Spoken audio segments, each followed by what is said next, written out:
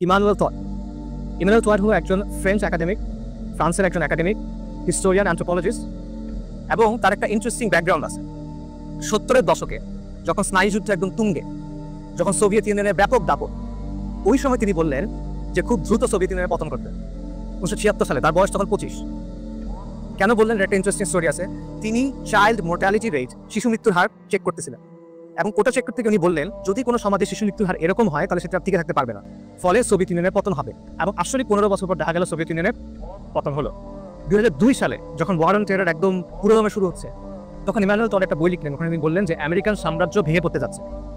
এবং এই 2023 বা 24 সালে উনি আরেকটা বই লিখলেন যেখানে উনি বললেন পশ্চিমের পতন হয়ে গেছে, এই পতনের প্রক্রিয়া চলমান, the defeat of the West. এটা ইংরেজিতে অনুবাদ হয় না কেন জানি, তখন উনি কথাটা বললেন। এবং এটার পিছনে তিনি বেশ কিছু কারণ দেখালেন। ফর এক্সাম্পল, এই যে শিশু মৃত্যুর হার, উনি বলতেছেন পশ্চিমের পতন হচ্ছে, এবং এই পতনটা শুরু হচ্ছে আমেরিকা থেকে, কারণ আমেরিকাই হলো পশ্চিমা সভ্যতার সবচেয়ে শক্তিশালী পিলার, সেখান থেকেই পতনটা শুরু। উনি দেখালেন যে শিশু মৃত্যুর হার আমেরিকার চেয়ে রাশিয়াতে কম, অথচ রাশিয়া আমেরিকার চেয়ে অনেক দুর্বল একটা কান্ট্রি।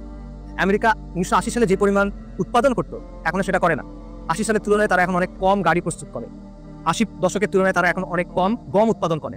তাদের ওভারঅল ইন্ডাস্ট্রি উৎপাদনের ক্যাপাসিটি ভেঙে পড়ছে। তাদের শিক্ষার হার উনি বলতেছেন দেখাচ্ছে ডেটা দিয়ে 65 সালের পর থেকে ধারাবাহিকভাবে শিক্ষার হার, শিক্ষার মান, ছাত্রদের সংখ্যা আমেরিকাতে কমতেছে, আইকিউ কমতেছে। এটা উনি বলতেছেন। তরুণরা এমন সব ক্যারিয়ারের দিকে যাচ্ছে যেগুলো কোনো ভ্যালু অ্যাড করে না ইকোনমিতে, এগুলো ভ্যালু ট্রান্সফার করে। ফর এক্সাম্পল, লয়ার বা ফাইন্যান্সিয়াল অ্যানালিস্ট যারা ওয়াল স্ট্রিটে কাজ করে, তারা কিন্তু কোনো কিছু প্রডিউস করে না, তারা প্রোডাকশনের মানে ভ্যালুটা ট্রান্সফার করে বেসিক্যালি। এটাকে উনি বলছেন ইন্টারনাল ব্রেইন রেট, রাইট? এবং উনি বলতেছেন যে ক্যাপিটালিজম বেসিক্যালি নিও লিবারাল ফাইন্যান্সিয়াল ক্যাপিটালিজমে পরিণত হয়েছে, যার ফলে অর্থনীতিও ভেঙে গেছে, সমাজও ভেঙে গেছে। ফলে পশ্চিমের অবস্থাটা আজকে এমন যে এটা একদিকে বিস্তারিত হচ্ছে, অন্যদিকে তার যেটা কেন্দ্র ওটা ধসে পড়তেছে। এটা ইমানুয়েল টটের কথা।